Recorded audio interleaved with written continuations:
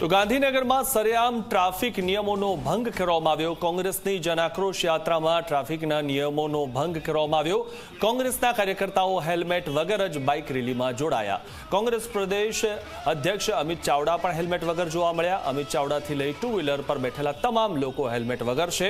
શું રાજકીય પક્ષો માટે કોઈ નિયમ નથી અથવા તો તેમના માટે કોઈ નિયમ બન્યો જ નથી, એવો પણ પ્રશ્ન થાય। સામાન્ય નાગરિક દંડ ભરે તો રાજકીય પક્ષોને છૂટછાટ કેમ આપવામાં આવે છે?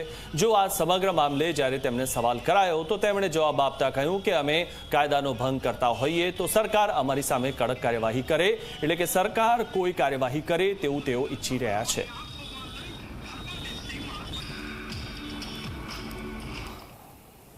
કાયદો બધા માટે સરખો છે। કાયદાનો અમલ સરકારે કરવાનો છે।